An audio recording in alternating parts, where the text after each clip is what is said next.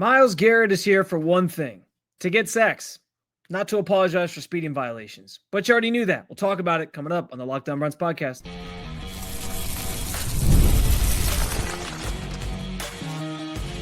You are Locked On Browns, your daily Cleveland Browns podcast. Part of the Locked On Podcast Network, your team every day. What's up, Dog Pound? I'm Spencer Sherman, your host of the Locked On Browns podcast, and proudly covering your Cleveland Browns each and every single day. In the land and on the road, Myles Garrett's response to receiving another speeding ticket left a lot to be desired, but nobody should be surprised. Kevin Stefanski ruled out Kenny Pickett for Saturday's preseason game. Who should join him in not playing this weekend? And the Browns make a trade. What does it mean for the 53-man roster, if anything? We'll talk about it as well. I do want to thank you for being in every day here at the Locked On Browns podcast, making us your first listen every single day. Remember, you can find Cleveland Browns content with Locked On Browns every week, Monday through Friday, guaranteed, with bonus content on some weekends as well, and it's totally free to you. Make sure you hit the subscribe button wherever it is that you get your podcast, and of course, at the Locked On Browns YouTube channel. You can also get involved in the show by sharing your thoughts on anything we discussed today in the comment section. This is your team, so be part of the conversation every single day. And today's episode is brought to you by FanDuel. Football season is around the corner. Visit the FanDuel app today and start planning your future bets now. So you're not wrong if you wanted some sign of remorse from Myles Garrett on Wednesday after he received another ticket, his 8th speeding ticket since he's been in the NFL. A number of those coming, obviously, after the incident in 2022 where he wrecked his car while speeding. But you should have known what to expect when Myles was going to come to the podium for the first time since this incident. And again, I want to be clear here. Speeding tickets are not really the end all be all, the end of the world when it comes to, offenses that people can have on their record. So I'm not trying. I've never tried to make this out to be more than what it is. I did mention that with Myles, it is obviously a little bit different because he has the accident in 2022, which he talked about being a wake-up call for him. And clearly that hasn't necessarily been the case. I did talk about how with Myles, you do expect a little bit more because he's supposed to be a leader on this team. But I've also said, as I'm alluding to here, that Myles just isn't that guy. He is a leader in that locker room in voice only. When he speaks, his teammates listen because he's a great player. When you're a great player, you do have some sort of clout that comes with that allows you to be a leader in a sense, but it doesn't mean that Myles Garrett is suddenly, the guy that everybody should be looking at as like, hey, he's going to be the perfect example all the time and he's going to do every little thing the right way. It's just not who he is, but we've known that about Myles. We've known that about him. And I understand where you want your best players to keep the records clean and not do anything. The fact of the matter is, he's a human. He's going to make mistakes. He's going to do things wrong. I think we are just beyond the point of needing to draw attention to it and say how disappointed we are in Myles Garrett, because it's we know who he is at this point. This is part of who he is as a person and as a player. And so here's the thing. Myles was re-signed this offseason. Myles, aside from the speeding tickets, is here to be an elite future Hall of Fame football player on the football field. Myles was paid this offseason to be an elite future Hall of Famer football player on the field. The Browns gave him the massive extension they did this offseason, made him at the time the highest paid non-quarterback in the NFL, not because they were like, hey, you know what? We really admire your leadership and we know how important you are to our team because, man, everyone just really rallies around you and we can't lose that from a culture standpoint. Maybe they feel like that to a degree, but let's just call a spade here. They paid him what they paid him. They gave him 4 years, $123.5 million in an extension because they expect him to rack up 15 plus sacks every season. They expect him to be in the mix for Defensive Player of the Year every season. They expect him to wreck an opposing team's game plan week in and week out, single-handedly win some games for the Browns on occasion because he's so damn good and because he can wreck a team's game plan and because he is so hard to game plan for at times. I mean, Jordan Mailata was just in Philly last week talking about how I did what I was supposed to do. I did my job and I was still just getting beat by this guy. There's no way to stop him. He's that damn good. Like that says something.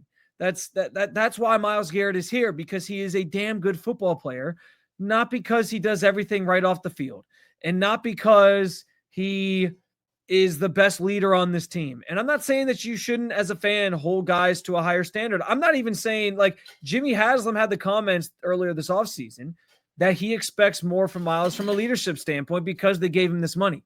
And again, if you're a fan and you expect more from him on and off the field because they gave him this money and he plays for your favorite football team, that's totally fair. That's totally fair to feel that way. But Myles was given 4 years, $123.5 million to be great at football, and that's just the facts.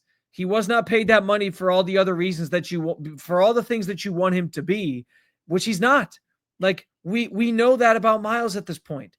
And so, like, his response yesterday wasn't surprising. He just kind of played the I want to talk about football card. I will say the approach to the question was not great.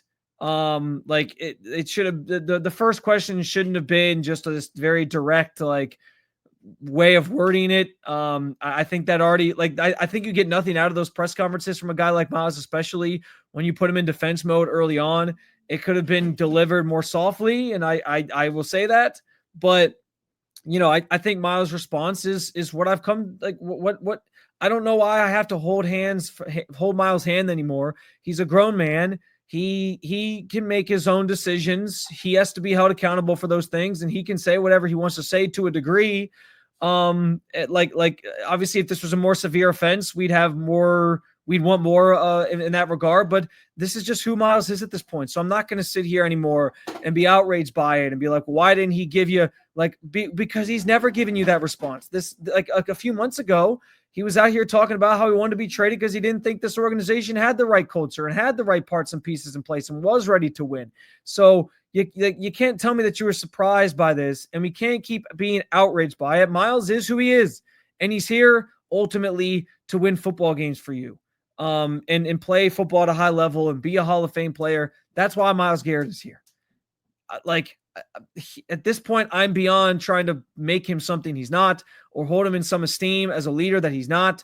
There's other players that are going to have to step up and sort of take on some of those roles and responsibilities. If they knew they had their franchise quarterback and they had that position figured out already, that person would sort of be looked at as that guy. And hopefully they would handle those things a little bit better in that way.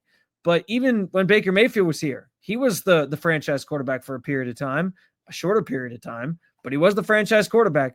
And even he didn't handle everything perfectly. And he was still lauded by the fans. He was still loved here for the stretch of time that he was here. He still became a fan favorite. He was still adored by fans, by some of his teammates. Like, he was still viewed in that esteem. And this is just the way that it is. So listen, I'm done pretending that Myles is something that he's not, or that he needs to be something that he's not. We don't need to hold his hand through everything anymore. I do think it was interesting that a rookie quarterback in Shedeur Sanders handled the situation better than Myles did in terms of, like, his actual statement and what he had to say about it. And, you know, Shedeur with his great smile just, you know, said, you know, I learned not to drive so fast. And it was it was something that I talked to the team about, whatever. Like, Garrett probably could have given you something like that, said he was sorry and moved on, and nobody would have been the wiser. But again, why is anybody surprised at this point that Myles didn't want to talk about it and that Myles brushed it under the rug and made it not a thing?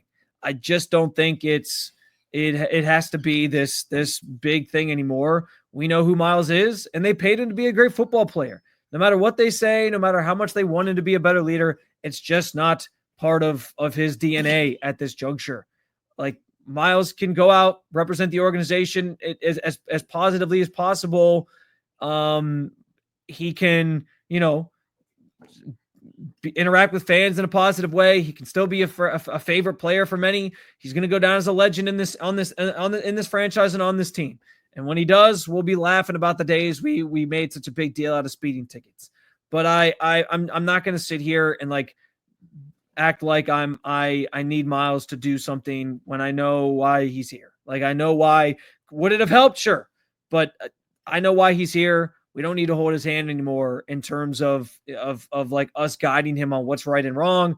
He should know by now. And if he doesn't, then I can't, we can't do anything about that. As long as he shows up on Sundays, that's what he's paid here to be. He's a mercenary in that way. He's a great mercenary. He's going to be a legend of a franchise legend mercenary, but that's basically what he is. He's a paid gun.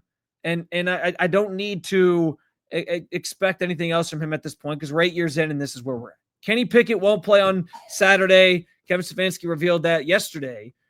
These players should join him. I'll tell you who coming up next on the Locked On Browns podcast. August 26th is officially FanDuel Futures Day, a brand new holiday for football fans who live for bold predictions and preseason hunches. For 24 hours, FanDuel is giving you deals on NFL season predictions, whether you're calling your shot on an MVP, eyeing a long shot division winner, maybe like the Browns, or ready to crown your Super Bowl champ week 1, even before the season kicks off. This is your moment. Maybe you've got a gut feeling about that MVP winner. Listen, I think if Joe Burrow does what he did last year, but actually gets the Bengals to the playoffs, he's as good as an option as anybody. Speaking of the playoffs, is this finally the year Buffalo comes through in the AFC, or is it go through the Eagles and it's their Super Bowl to lose yet again? Place a futures bet on your favorite to win a championship as well. Visit the FanDuel app and start planning your future bets now because Futures Day is one day and one day only. FanDuel, play your game.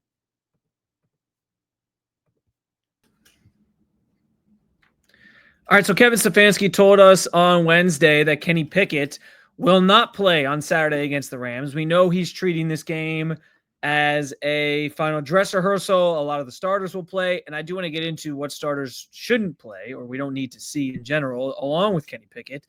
But I want to start with the Pickett part of this because it's a curious development because I do still believe they're keeping 4 quarterbacks. And there's nothing he's done in the preseason or training camp to help his status among the room because he's been hurt. I mean, 4 days into camp, he suffers this injury. He's been out ever since.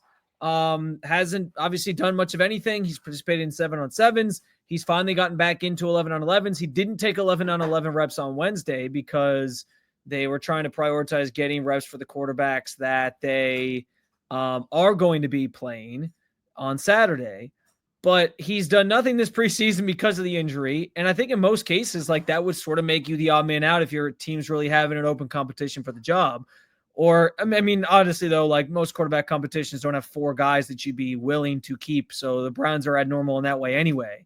But it appears right now he's still the quarterback 2, still second up to Joe Flacco. And so because of those things, I envision he's going to be here.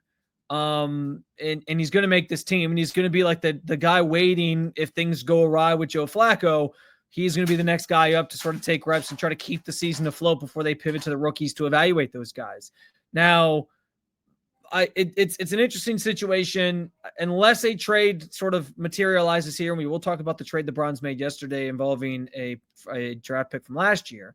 But unless a trade materializes, and I don't know that that's going to happen, I'm pretty sure that he's going to be here and he's going to be part of this roster and he's going to be, frankly, the number 2 quarterback. And they're going to sort of just wait to figure out what the situation is with his injury. I was asked by somebody on Twitter, like, do you think he's going to be on the PUP list? And it would take a setback for him to end up on the PUP list because, frankly, like, he's practicing. Like, PUP list is for guys who are not practicing, and we've seen him out there at this point, so he's closer than being a guy that needs to go on the PUP list. I think they're just going to ultimately keep 4 because they're going to keep 4, and we'll see what happens from there when Pickett can actually play and return. But no preseason work, obviously, for him as he continues to come back. And along with Pickett, I think there are a handful of other players that should join him in not suiting up whatsoever on Saturday. And some of these are obvious. One guy we just talked about last segment, Myles Garrett. Don't need to see him. Again, didn't play. You didn't pay him, I should say, to perform in the preseason. You paid him to perform in the regular season. I don't need to risk any injuries to the best player on the team. I don't need to risk any injuries to one of the best players in the NFL. I'm good We know what to expect from Myles. We know he's going to show up.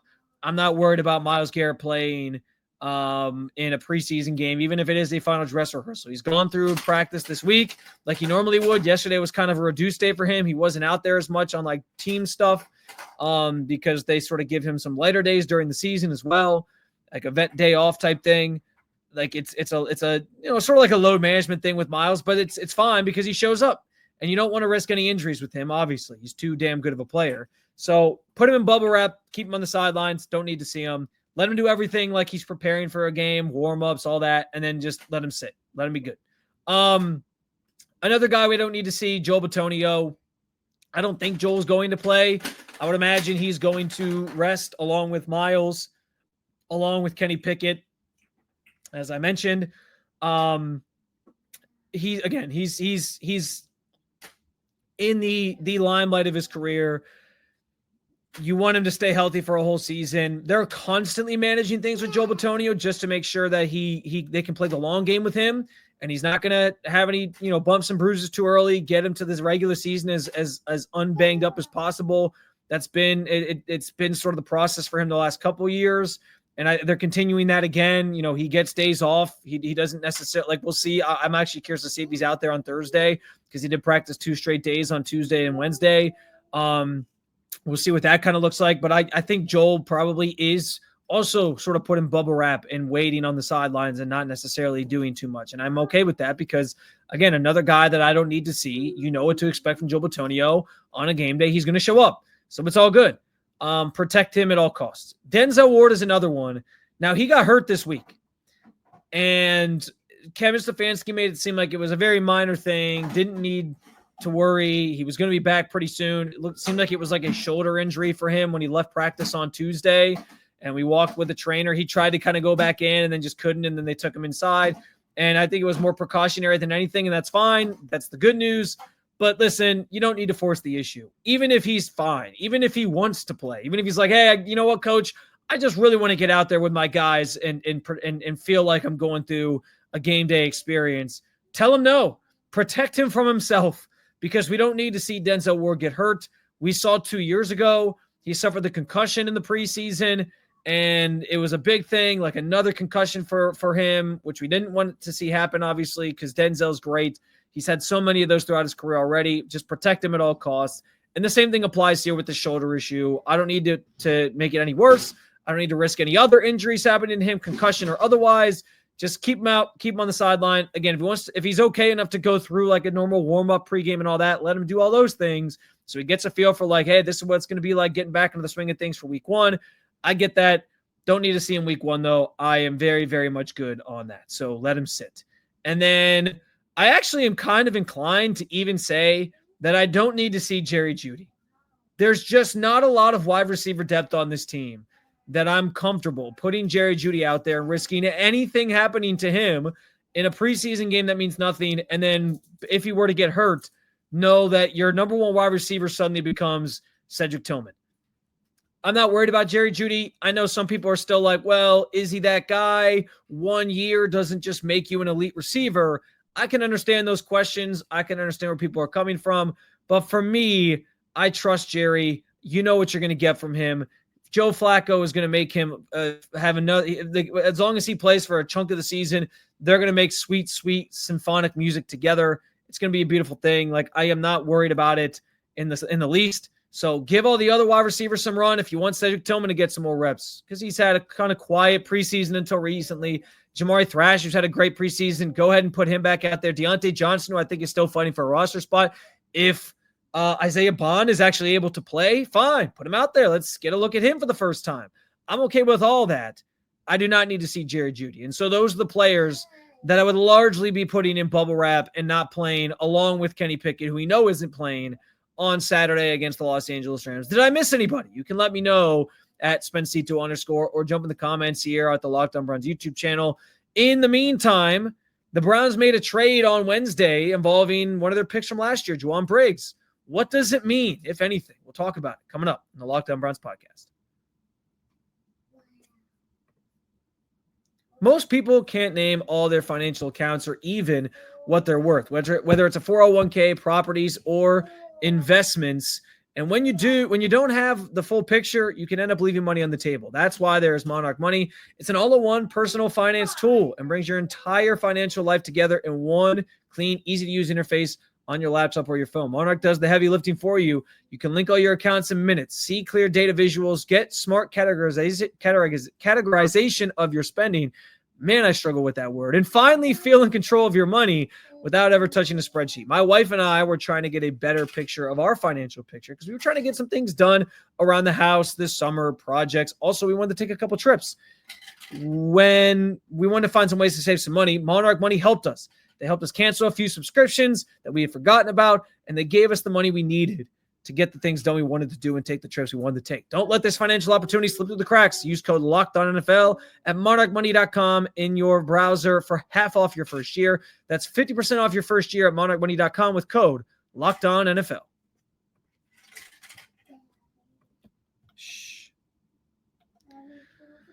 All right, so the Browns made a trade yesterday. It was an ancillary thing. I don't think we need to read into this too much for what it's worth, but they traded defensive tackle Jowon Briggs, a 7th-round pick from 2024, so Andrew Berry moving off one of his draft picks, granted a later-round draft pick, and a 2026 7th-round pick, so a future 7th-round pick, to the Jets to improve their draft position and get a 6th back in return from New York in 2026.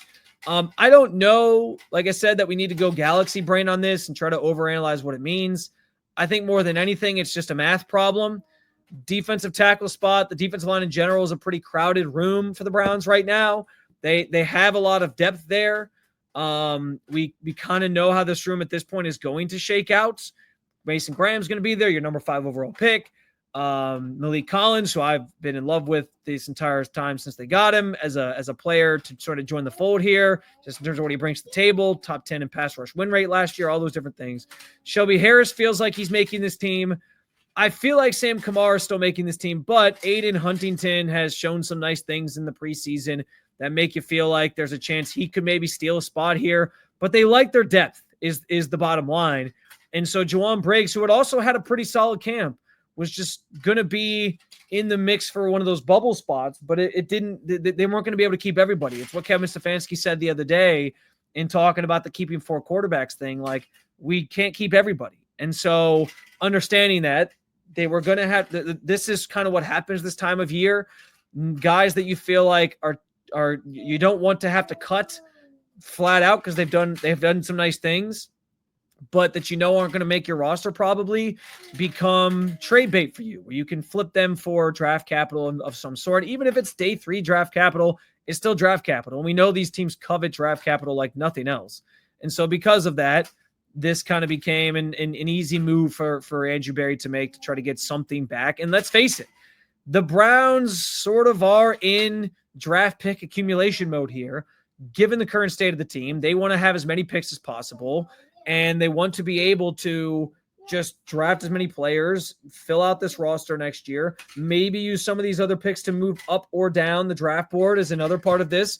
And so as things stand right now, the picks that they own next year in 2026 include their own rounds 1 through 5, the Jaguars first from this year as well, from the trade that they made to move back to move up to 2, 6th-round pick from Detroit as the part of the Zadarius Smith trade, this 6th-round pick from the Jets that they added, and then a 7th-rounder from Seattle that they also got in the Zadarius Smith trade from Detroit last year. And that's their stock of picks right now. I would expect by next week, when cut down day happens, they have even more draft picks that they add to the mix here, because that's just the state that the Browns are in. And they'll flip some of these back of the roster, lower on the depth chart guys, to try to get something back in return. And maybe at some point they could even flip a quarterback to get something back in return. The only other thing that sort of came to mind with this was, what does it mean for Mike Hall, who we know is really like the 4th defensive tackle that they really want to keep around. Hall was actually working out on the side on Tuesday in front of Andrew Berry at practice. It was an interesting sort of scene. We hadn't really seen him out there on the field at all during training camp, but he was out there, had a knee brace on his right knee, and was doing this kind of workout off on the side for Andrew Berry as he was standing on watching. Kevin Stefanski wouldn't comment on his status after practice on Wednesday. That was the next time we talked to him after Tuesday and Wednesday's practices. It was the next time up we got a chance to talk to him. But maybe he's closer to returning. And with that understanding, there probably was even less room for Briggs to be part of this. Now, I don't know if he's going to be activated in time for the regular season. He hasn't practiced once yet, and so that's maybe the most concerning thing. But we did see something similar last year, if I remember correctly, from Jack Conklin, where Jack Conklin got activated off the PUP list and was ready to go for the. They thought he was going to be ready to go for the start of the season. He wasn't, and they had kind of have it in the 53 for a couple weeks until he made his 2024 debut. So maybe the same sort of thing is going to happen here with Mike Hall, and maybe in the meantime they will keep an extra defensive tackle. Maybe it's Sam Kamara, maybe it's Huntington, whoever, to sort of bridge that gap until they can get Mike Hall back ready to actually play and be part of practice and be back out on the field. But it's an interesting setup.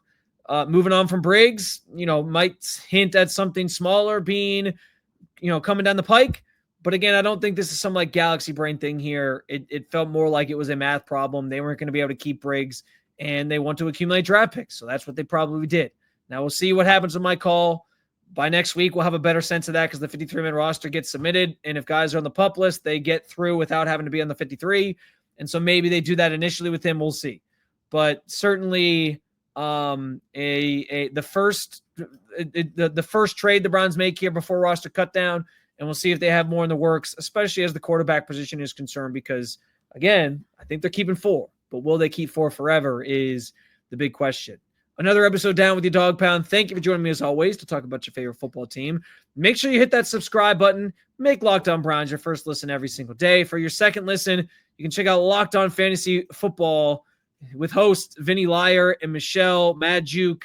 Listen every day to prep for your fantasy draft and become the most informed manager in your league. Or, as always, you can keep it local. Check out Locked On Cavs or Locked On Guardians. Thank you for being on every day or at the Locked On Podcast Network.